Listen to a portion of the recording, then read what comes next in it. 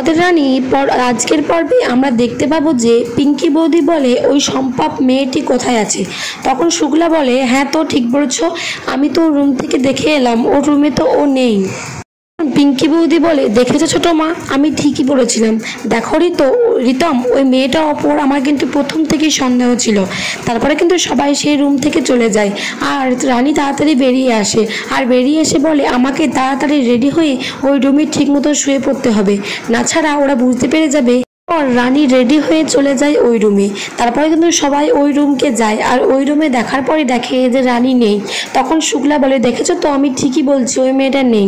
তারপরে কিন্তু রানী চলে আসে আর রানীকে দেখে সবাই চমকে যায়। তারপরে শুক্লা বলে, এই তুমি কোথায় ছিলে? তখন রানী বলে, আমি তো এই রুমেই ছিলাম। তখন পিঙ্কি বৌদি বলে, তুমি মিথ্যা কথা বলছো, আমি বুঝতে পারছি না তুমি বোকা না তুমি অতি চালাক, বলো তো। তখন রানী বলে, আমার তো খাটে শোয়া অভ্যাস নেই, তাই মাটিতে শুয়েছিলাম, তাই মাটিতে শুতে শুতে কখন যে আমি খাটের তলকে চলে গেছি আমি বুঝতেই পারিনি। পিঙ্কি বৌদি বলে, এই যে মেয়ে, আমাদের চোখে ফাঁকি দেওয়া কিন্তু অত সহজ নয়। তারপরে কিন্তু সবাই সেখান থেকে চলে যায়। পরের দিন সকালে শুক্লা বলে যে আনিশা বিয়ে ডেটের জন্য খুব তাড়াহুড়ো করছে। শুক্লা পিঙ্কিকে ইশারা করে বলতে থাকে যে এই বিয়েটার জন্য তাড়াহুড়ো করছিল সেই তো মুখে কুলু পেটে বসে আছে। তারপর পিঙ্কি বৌদি মনে মনে ভাবে যে আমরা দুই যা ছিলাম ঠিকই, আমি ওর সাথে ঝগড়া করতাম, বাদাবাদি করতাম, কিন্তু ও চলে যাওয়ার পর আমার এই বিয়ে নিয়ে আর কোনো ইন্টারেস্টই লাগছে না, না আমি পাচ্ছি ওর সাথে ঝগড়া লাগতে আর না কাটছে আমার ভালোভাবে দিন।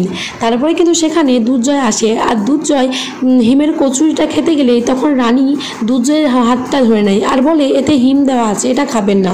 তখন বাড়ির সবাই মিলে রানীকে ধরে, বলে যে তুমি এই দুর্জয় যে হিম করে জানলে।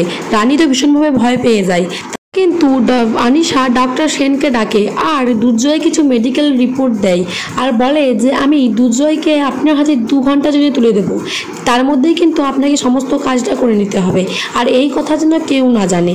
তারপরে কিন্তু দেখতে পাবো যে আমরা রানী রিতমকে আর দেবুকে বলে যে আজকে রাত্রে আমাকে আবার বেরোতে হবে।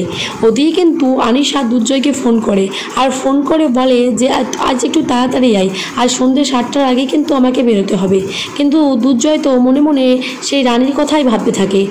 আনিশা বলতে থাকে, আজকে পিকলুকে শেষ করে এই পাশে সমস্ত ব্যাপারটা মিটিয়ে নেব, তারপর দুর্জয়কে সমস্ত ফ্রি হয়ে তারপরে বিয়ে করব। তো বন্ধুরা, আনিশা ডক্টর সেনের কাছে দুর্জয়কে কি করতে চাইছে আর আজকে কিন্তু পিকলুকে টাকা দিতে গিয়ে আনিশা পিকলুকে মারার চেষ্টা করবে আর সেখানে কিন্তু রানী হাতে হাতে ধরে ফেলবে আনিশাকে। এমনটাই দেখতে পাবো আমরা তোমাদের এই সিরিয়ালের আজকের পর্বে এবং পরবর্তী আপডেটগুলিতে। ভিডিওতে ভালো লাগে চ্যানেলটি সাবস্ক্রাইব করে পাশে থাকবেন। ধন্যবাদ। ভিডিওটি পর্যন্তই।